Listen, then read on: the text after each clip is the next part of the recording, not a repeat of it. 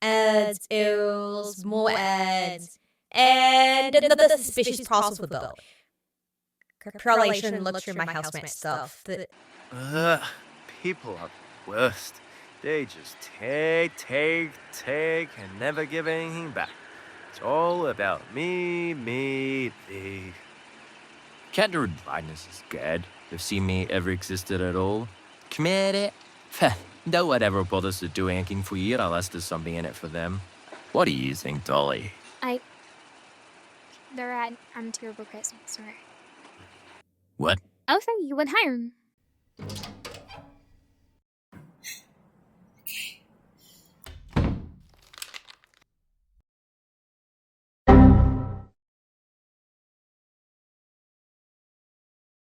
What was the last thing you said to a child? What were you trying to achieve in that conversation? Were you trying to groom them? No? Are you sure? Don't lie, Dolly. Be honest with yourself. You knew exactly what you were thinking. You know exactly what you're trying to do, you sick fuck. Don't try to deny it. You know what you yourself accountable. Don't chicken out of it. That just proves you never changed at all. And don't tell me you never needed to change to begin with. You were a monster. You did have disgusting intentions. Don't make excuses for yourself. It's all true, and it can never be erased. What are you going to do about it? It's your responsibility, not anyone. Millet, I knew something was going on with you.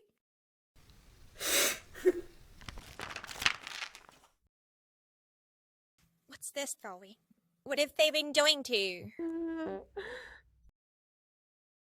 Project Omela, a government-funded initiative to rehabilitate individuals with extreme guilt complexes. Sound familiar?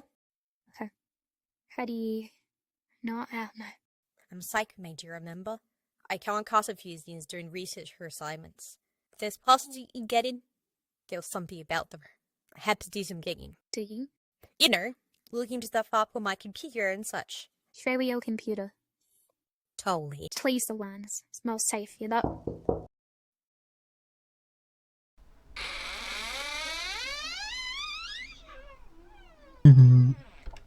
Dolly, dear, I hope I'm not interrupting anything.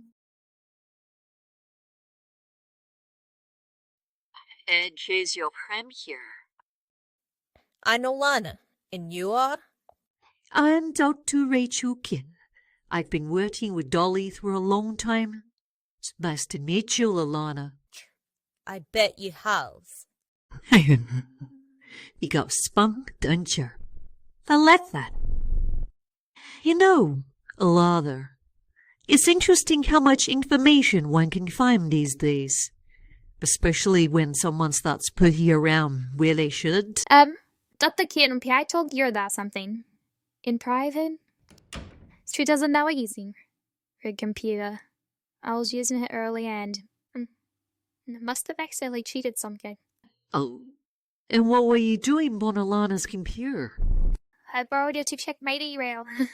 Must have clicked on something I shouldn't have. I consider in our program does something selfish, like where their housemate's computer without permission. You really think I buy that, Dolly? We've been monitoring your progress, and your altruism has been exemplary. Please, lapse in judgment doesn't quite add up. Our program's designed to foster selflessness. When a participant exhibits behavior that contradicts this principle, we take notice. Care to rephrase your explanation? Or perhaps share the real reason behind your actions.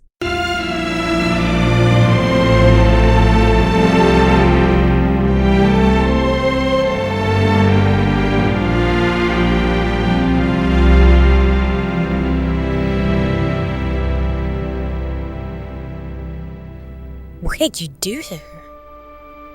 Tell it you. Why you're claiming? Confiding. I shouldn't have. It caused you trouble, Alana. I let you. Conventional wisdom dictates that when a person is burdened by guilt, they should learn to forgive themselves. Though what if that's the wrong approach? treating them as broken, something to be fixed. Guilt is not a weakness to overcome, Alana. It's a strength to be harnessed. It finds equal to do better, to be better, contribute things of value, to compensate for the perceived value they destroyed with their actions or existence. The world needs more people like Dolly, do invaluable things without expecting anything in return, instead of robbing them of their greatest motivator. Why not nurture it? So what? You're making vulnerable people like Dolly feel more guilt? You're systematically torturing people's minds so they can do a bit of cleaning?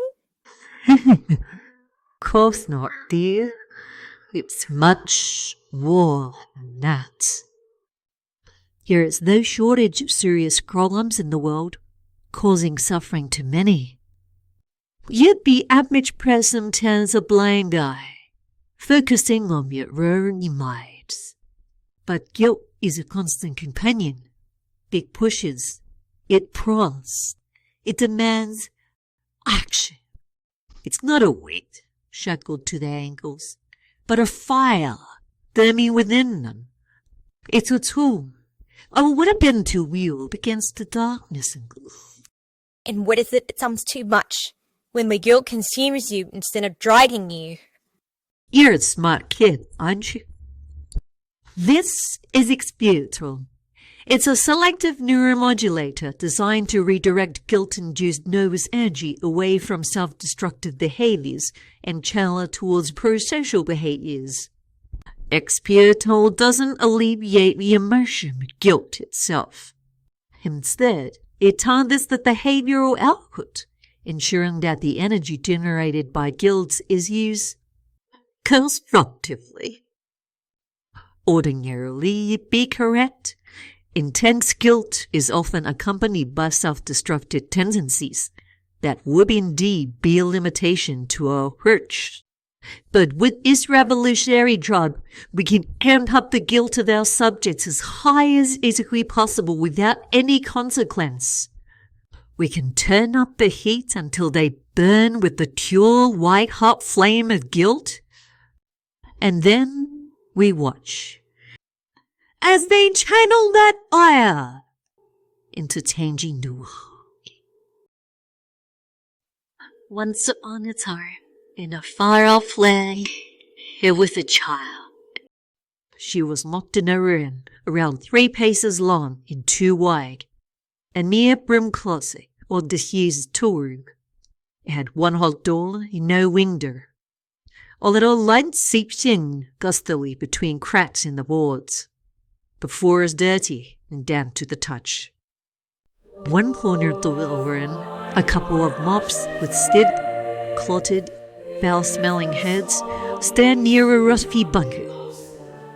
That sounds horrible. Indeed, my dear. The child lives on a half-bowl of cornmeal and grease a day. She looks about 6, but is actually nearing 10. She's so thin there are no calves to her legs, her belly protrudes, and her skin is covered in festering sores. She sits hunched in the corner farthest from the mops. She's afraid of the mops. She finds them horrible. She shuts her eyes, but she knows the mops are still standing there, and the door is locked, and no one will come. Does she have a skate? We'll come to that, dear. But before that, let me tell you about the world beyond that wild place. The world outside. Beyond the locked door and the grimy walls, there is a city, a bustling, vibrant city filled with people going about their daily lives.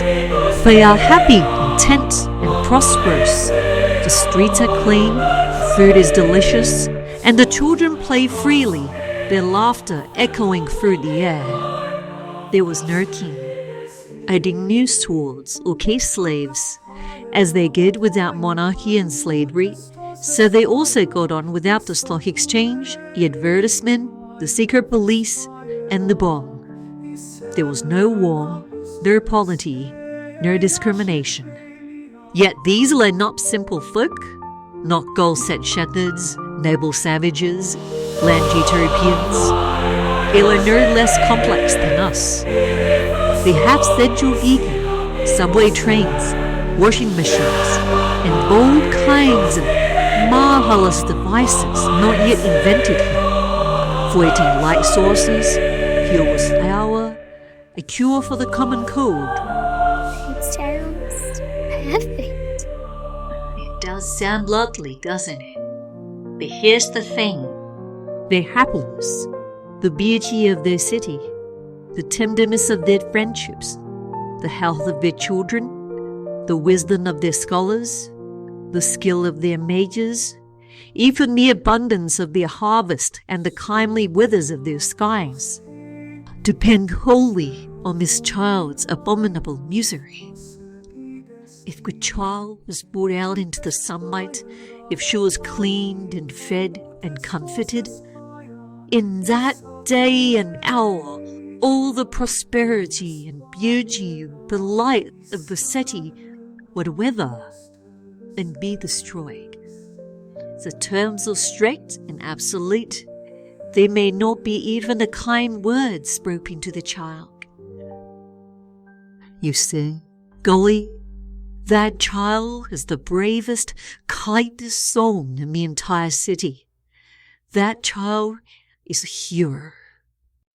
Now, you asked a very good question earlier. Tell me, Dolly, if you were in that child's position, would you escape?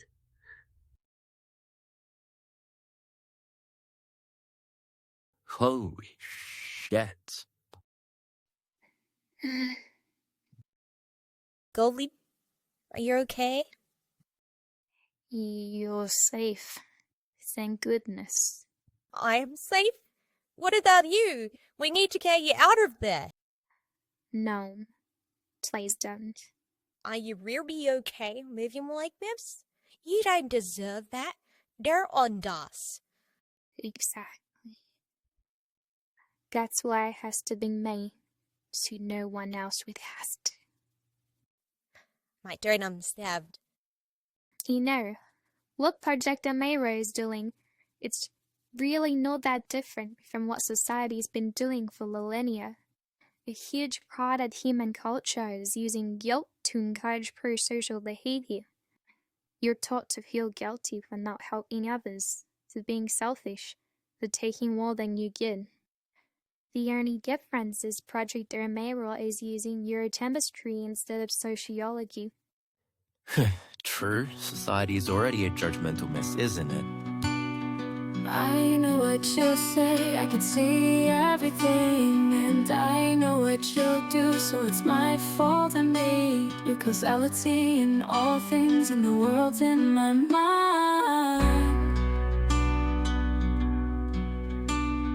I know what you'll say, your reassurances I can't take to heart when I saw it coming, when I did what I did, 'cause all things in the world I predict.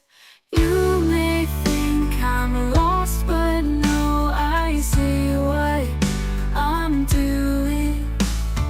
I'm all too aware, make it stop, I don't want this anymore. I want to lose control. It's scary, but at least I know it's not my fault. This clarity, responsibility is killing me. Take it away.